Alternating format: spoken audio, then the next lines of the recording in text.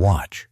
In the very heart of Arches National Park, Utah, there is a place the maps call the Canyon of the Lost Soul. It is not a trail for visitors. No signs point the way, and rangers do not recommend going there. A labyrinth of red sandstone, carved by wind and water for thousands of years, so quiet that a person can hear the blood beating in the ears. It was here, on May 17, 2022, that a search team found something that turned a routine missing person case into one of the strangest enigmas in the history of the National Park Service. On a perfectly flat pad of compressed sand at the canyon's center lay the equipment of the missing ranger geologist, Elena Rios, not tossed, not scattered, as after an attack or an accident, arranged. Precisely, her geologist's hammer, 3 portable GPS units, and a compact seismograph formed a flawless geometric figure, a logarithmic spiral, perfect in proportion, as if drafted onto the earth with higher mathematics. The distance between objects, measured to the millimeter. No extra prints, only her own boot tracks, leading in and ending. What the experts found refused to fit any logic. Forensic teams, quiet, methodical, stood for hours in stunned silence. No signs of struggle, no tracks of another person or animal.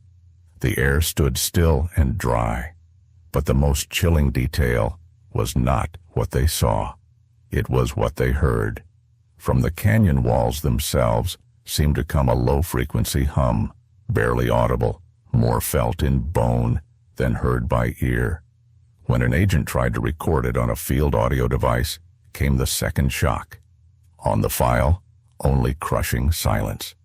They tried again and again, with the best equipment they had. The result was the same. A sound that exists only here and now, refusing to be captured by the digital world, a phantom, an echo from nowhere. Elena Rios, a woman who believed only in facts and figures, came to this canyon to find a scientific explanation for the phenomenon. Instead, she became part of it.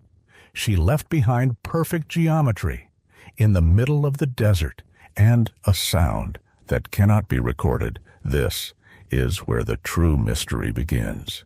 She was 28, a rising star in the geological division of the Park Service, daughter of a civil engineer and a physics lecturer, raised to see the world as a set of solvable equations. To her, there were no mysteries, only phenomena not yet understood. Stanford graduate with honors, a thesis on microseismic activity along the San Andreas Fault, cited in leading journals.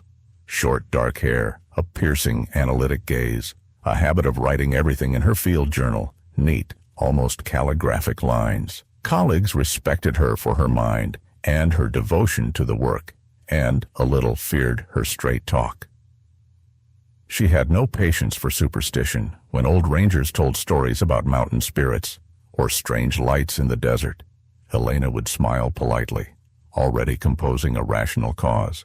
Ball lightning, marsh gas, tricks of light and shadow. She had been reassigned to Arches 6 months before she vanished.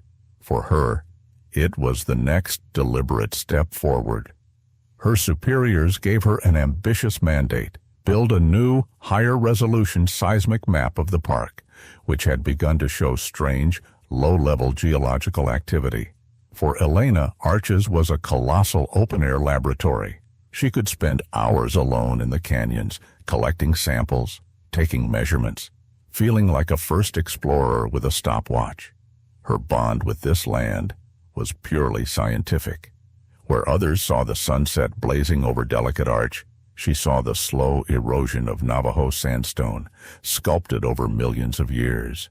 In her final week, nothing in her mood hinted at trouble.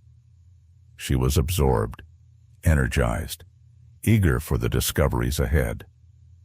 2 days before she vanished, she called her sister. Her voice was bright, steady. She laughed, telling a story about tourists who mistook canyon echoes for the roar of a dinosaur. One detail makes her disappearance feel even stranger: her absolute, unshakable skepticism. She was the last person on Earth to panic, or indulge superstition, or do anything irrational. She went into the Canyon of the Lost Soul, not to find a mystery, but to dissolve it. The morning of May 17, 2022, began like any other. Up at 5:30, before dawn, in a small service cabin on the park's edge, a cup of black coffee, a weather brief, clear, hot, with light winds. On her desk, a park map, the Canyon of the Lost Soul, circled in red. The evening prior, Chief Ranger Bill Jenkins had sent her several visitor reports, complaints about a strange hum and vibration in that sector. At 7:05, during the morning briefing, she mentioned it. Most likely, an acoustic effect from wind in the rock, she said, but I'll check it anyway. I'll bring a portable seismograph. Maybe we'll catch something interesting. No trace of worry, only professional curiosity. She checked her pack with ritual precision. Water, first aid kit, satellite phone, sample bags, geologist's hammer, battery levels across all devices, confirmed. Method was her second nature. At 8:40, she climbed into her service pickup, a Ford F-150, and rolled out from base. On the way, she radioed dispatch with her route and ETA. Rios on channel, headed to Sector Delta, Canyon of the Lost Soul, running measurements, back by 4, over. Routine, one message, among hundreds she had logged over the years, around 9:30. She parked at a faint pull-off leading toward the canyon, hat on, sunglasses, pack over the shoulders. She stepped into the narrow throat of red stone. The sun was already biting, but in the shadow of those high walls, it was cool. For the first half-mile, she walked and wrote, notes on sandstone bedding, odd weathering patterns, crisp entries, all business. Nothing suggested danger. She was walking straight into the heart of a riddle, absolutely certain she would return with a logical, boring, scientific explanation. No one could know. The canyon had prepared an experiment of its own. At 4:15, the dispatcher tried to raise her. "Rios, this is base. Status check." Silence. 10 minutes later, another hail. 10 minutes after that, again. The airwaves stayed empty. At 5 o'clock, when Elena neither returned nor answered, Chief Ranger Bill Jenkins declared a Stage 1 alert. Not a full search, a verification. 2 rangers rolled out to the trailhead where Elena had left her truck. They arrived near sunset, around 7:30. The pickup was there. Locked, inside the cab, on the passenger seat, sat her lunchbox, a half-eaten sandwich. Everything looked ordinary. The rangers pushed about a mile deeper into the canyon, calling her name. Only their own echoes answered back. With nightfall, the terrain made further searching too dangerous. At first light, the real operation began. 25 rangers and volunteers swept the canyon and its fringes. A helicopter orbited overhead, slow circles above the winding gulch, but rising unpredictable thermals made the flights unstable and risky. Hours passed. Nothing. Elena's tracks were clear in the sandy floor. They led straight on, deeper into the canyon, her gait even, confident. No sign she left the route. No stumble, no sprint. Just forward. With each hour, the tension tightened. Chief Ranger Bill Jenkins, a 30-year veteran, felt a cold thread along his spine. Something was wrong here. The absence of struggle was worse than blood. Worse than a torn pack. It felt like a person had simply evaporated. The story turns darker. At the moment, a volunteer, glassing the canyon floor from a high ledge, caught the sun flashing off something metallic ahead. A 3-ranger team moved to the spot.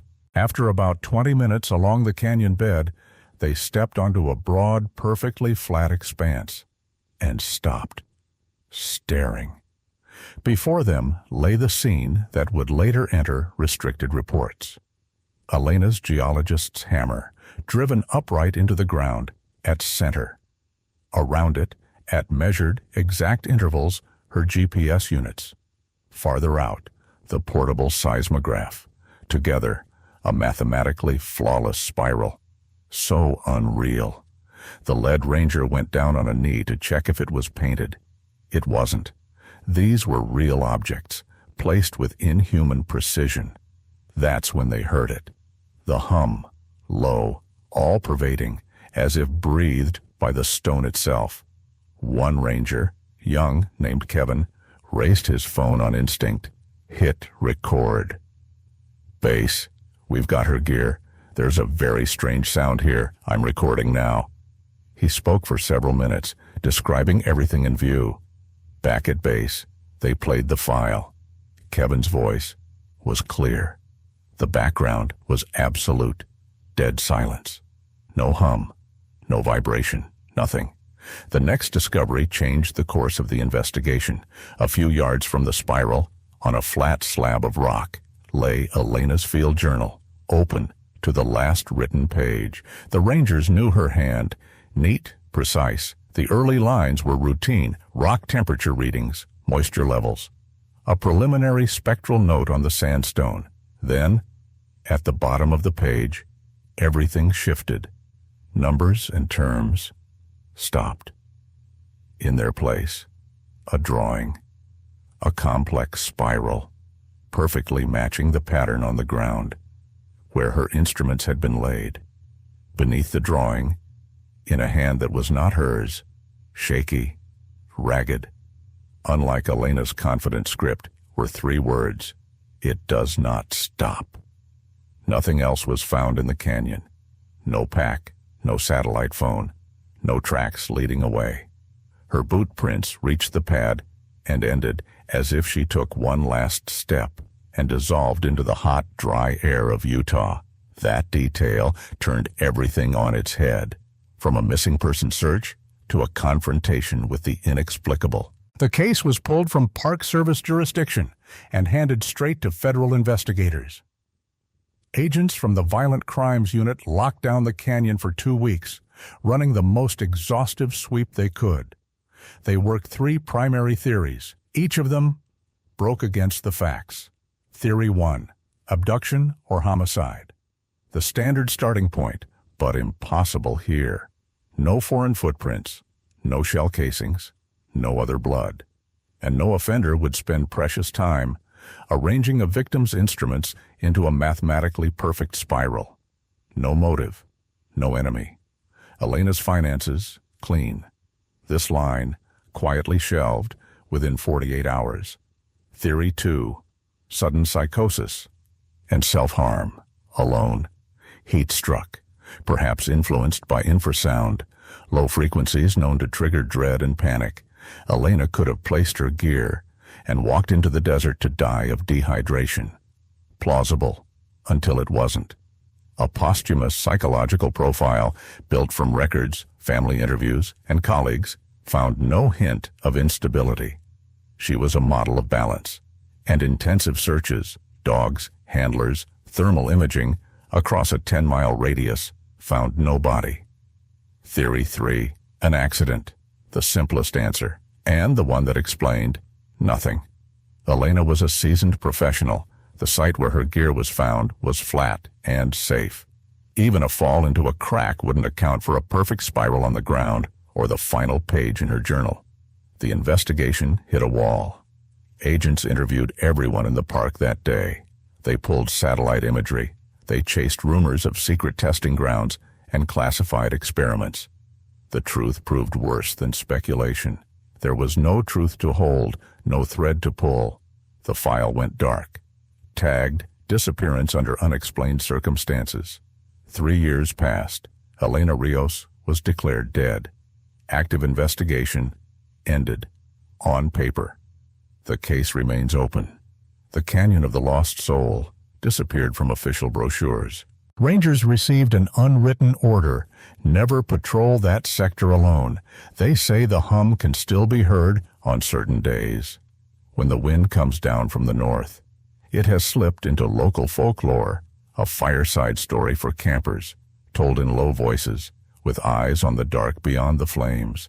And sometimes, when the canyon goes still and the air feels tighter in the lungs, someone will stop and listen, waiting to hear the sound that cannot be recorded, the spiral that draws the eye, and the three words written in a borrowed hand: it does not stop.